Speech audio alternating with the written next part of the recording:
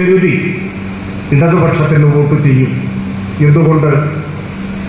നമ്മുടെ നാട്ടിലുണ്ടായ മാറ്റം അതൊരു അവകാശവാദമല്ല, രാഷ്ട്രീയ എതിരാളികൾക്ക് പോലും അംഗീകരിക്കേണ്ടി വരുന്ന യാഥാർത്ഥ്യമാണ്. ഞാനിപ്പോൾ ഇങ്ങോട്ട് വരുമ്പോൾ ബഹുമാന്യനായ KPCC പ്രസിഡന്റിന്റെ ഒരു അഭിപ്രായ പ്രകടനം കേട്ടുകൊണ്ടാണ് വന്നത്. അദ്ദേഹം ഒരു സ്ഥാനാർത്ഥിയാണല്ലോ.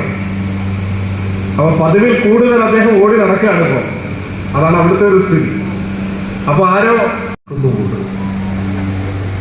അത്രയധികം ആവേശത്തോടെയാണ്, ആത്മവിശ്വാസത്തോടെയാണ്, ഉറച്ച പ്രതീക്ഷയോടെയാണ് ഇടതുപക്ഷ ജനാധിപത്യ മുന്നണി പെരുമ്പാവൂരിൽ ഈ നിയമസഭാ തെരഞ്ഞെടുപ്പിനെ നേരിടുന്നത്.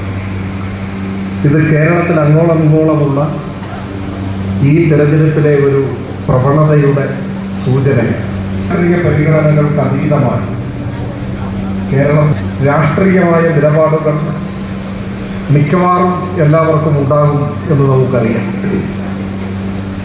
വ്യത്യസ്ത രാഷ്ട്രീയ കാഴ്ചപ്പാട് മുഴുവൻ പ്രവർത്തകരും അവിടെ ഇട്ടിട്ടുള്ള കസേരകളിൽ പരമാവധി പ്രയോജനപ്പെടുത്തണം.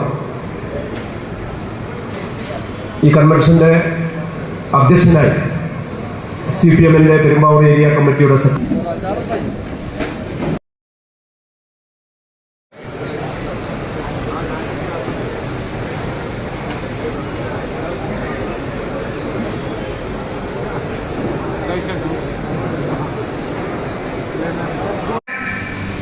പുരോഗമിച്ചു, മുന്നേറി.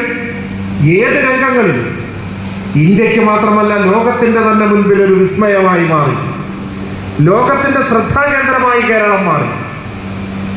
ആരോഗ്യ പരിപാലനം, പ്രാഥമിക വിദ്യാഭ്യാസത്തിന്റെ വ്യാപനം, സാക്ഷരത, ശിശുമരണ നിരക്ക്, മാതൃമരണ നിരക്ക്, പ്രതീക്ഷിതായുസ്, പൊതുവിതരണ സമ്പ്രദായത്തിന്റെ മികവ്, ഈ കാര്യങ്ങളിലെല്ലാം ലോകോത്തരമായി നമ്മൾ മാറി.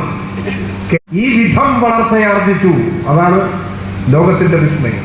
നമ്മുടെ രാജ്യത്തിന്റെ സ്ഥിതി ഇപ്പോഴും വളരെ പരിതാപകരമാണ്. ഇപ്പൊ ആഗോള വിശപ്പ് സൂചിക എന്ന ഒന്നുണ്ട്, ഗ്ലോബൽ ഹങ്കർ ഇൻഡെക്സ്. ലോകത്തിലെ ദാരിദ്ര്യം രൂക്ഷമായിരിക്കുന്ന രാജ്യങ്ങളുടെ ഒരു പട്ടികയാണ്. ഐക്യരാഷ്ട്രസഭയുടെയും മറ്റു നേതൃത്വത്തിൽ തയ്യാറാക്കുന്നതാണ് ആ പട്ടിക. 123 രാജ്യങ്ങളാണ് ആ പട്ടികയിലുള്ളത്. നമ്മുടെ രാജ്യത്തിന്റെ സ്ഥാനം 102ആണ്. നിങ്ങൾ ആലോചിച്ച് നോക്കൂ. 123 പട്ടിണി രാജ്യങ്ങളുടെ പട്ടികയിൽ ഇന്ത്യയുടെ സ്ഥാനം